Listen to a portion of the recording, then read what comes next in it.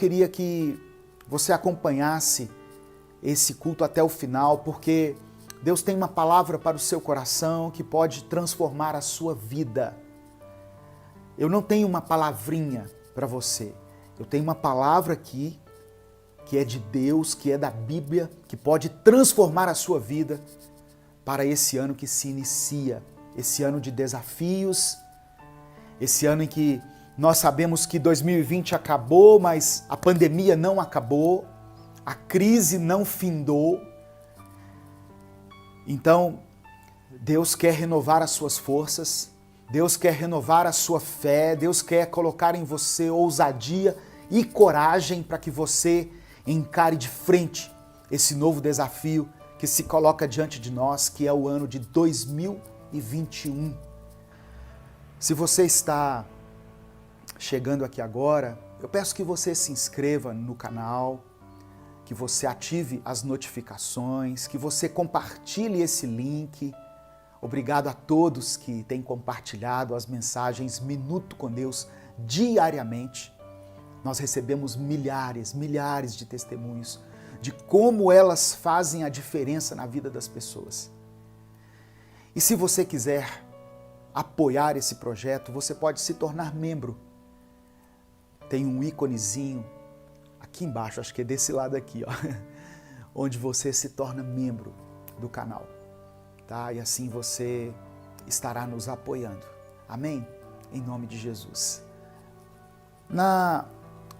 Nessa semana que se passou, na última semana, eu postei uma mensagem sobre o texto de Josué, capítulo 1, e eu chamei essa mensagem de Ano Novo, Promessas Renovadas.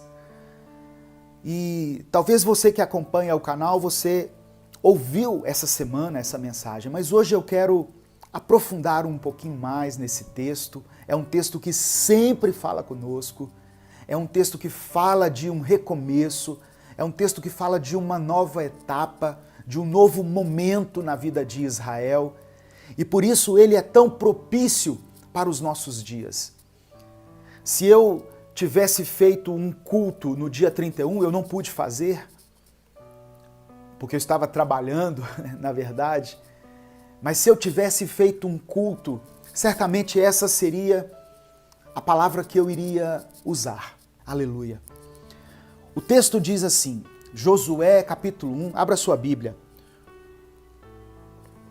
Josué capítulo 1, versos 2 e 3. Na verdade eu vou ler inicialmente os versos 2 e 3, mas depois eu vou discorrer aqui ao longo da mensagem em alguns pontos e eu posso mencionar outros versículos. Portanto, deixa aberto aí no livro de Josué, capítulo 1. Diz assim, olha, meu servo Moisés está morto. Agora, pois, você e todo este povo, preparem-se, aleluia, prepare-se, para atravessar o rio Jordão e entrar na terra que eu estou para dar aos israelitas. Como prometi a Moisés, todo lugar onde puserem os pés, eu darei a vocês. Irmãos, o que está acontecendo aqui? Israel estava chegando ao final de uma etapa, ao final de uma era, ao final de 4 décadas, 40 anos caminhando pelo deserto. E naquele momento, eles estavam prestes a entrar na terra prometida. Lembra que lá em Gênesis capítulo 12, Deus chamou Abraão e disse assim, sai da tua terra, sai da casa dos seus pais, da tua parentela e vá para uma terra que eu vou te mostrar. Essa terra era Canaã, que era a terra que agora Israel estava para entrar e possuir. Só que havia um fator aqui que nós precisamos considerar. O texto começa dizendo assim, meu servo Moisés está morto. Isso não pode passar despercebido por nós, quando nós analisamos esse texto. Se você não se lembra, Moisés foi aquele que conduziu o povo no momento em que eles saíram do Egito. Moisés foi aquele que Deus falou com ele lá no deserto, no meio da sarça, dizendo: eu ouvi o clamor do meu povo e vim para libertá-los. Moisés foi aquele por meio do qual Deus trouxe as pragas para o Egito, mostrando para Faraó que ele, o Senhor Todo-Poderoso, é que estava tirando os filhos de Israel do Egito, da condição de escravos. Moisés foi aquele que operou grandes milagres. Um dos mais marcantes foi quando ele chegou diante do mar. E Deus disse a ele: diga ao povo que marche, porque oras a mim, Moisés, diga ao povo que marche.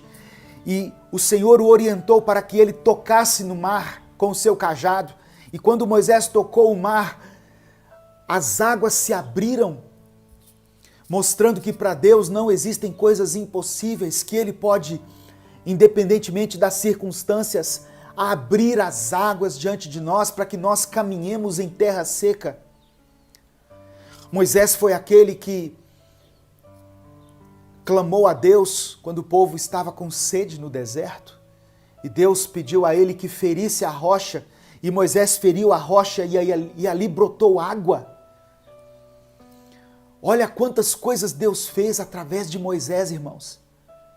O poder é de Deus, o milagre vem de Deus, mas Deus usou este homem, um líder, para conduzir esse povo.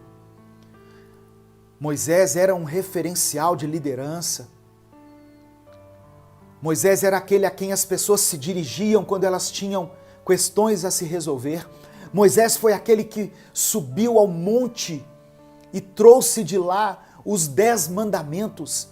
A Bíblia diz que Moisés falava, ou melhor, a Bíblia diz que o Senhor falava face a face com Moisés. Moisés conhecia Deus face a face. Ele falava com o Senhor, ele tinha uma intimidade com Deus. E agora Moisés estava morto. Não havia morrido um qualquer. O maior líder do Antigo Testamento estava morto. Só que quando Deus permite que alguém se vá, Deus coloca outra pessoa no lugar. E era isso que ele estava falando aqui. Talvez muitas pessoas associassem o mover de Deus a Moisés. Mas Deus estava falando com Josué que ele agora tinha essa responsabilidade de conduzir o povo. Olha o que Deus diz: Moisés está morto, agora você, Josué, e todo esse povo, preparem-se para atravessar o rio Jordão. Sabe o que Deus estava dizendo aqui, irmãos? Primeiro, Josué, eu estou encerrando uma etapa na vida de vocês. Eu estou encerrando um ciclo.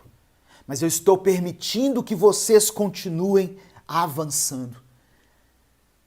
Embora vocês não tenham mais a referência de liderança de Moisés, mas isso para mim, o Senhor, não importa, porque eu estabeleço um novo tempo na vida de vocês. O ano começou, mas as promessas de Deus também foram renovadas. Israel estava diante de um novo tempo, uma nova era, uma nova etapa. E Deus estava dizendo assim: aquilo que eu prometi a Abraão, a Isaque e a Jacó, e aquilo que eu comecei a fazer por meio do meu servo Moisés, eu continuo fazendo a você, Josué, e a todo esse povo. Porque o poder de Deus não está limitado à ação de homens. Isso serve para você que às vezes vai no culto por causa de uma determinada pessoa. Não, eu vou lá no culto porque o pregador tal vai estar lá. O pastor vai estar lá, o bispo vai estar lá. Irmãos, quem tem que estar em algum lugar é Deus. É a presença do Espírito Santo que vai fazer a diferença, que vai operar o milagre, a restauração. Deus usa quem Ele quer, na hora que Ele quer, da maneira que Ele quiser. Não pense você que a ação de Deus está limitada aos homens, porque não está. Aleluia. Aleluia, Jesus.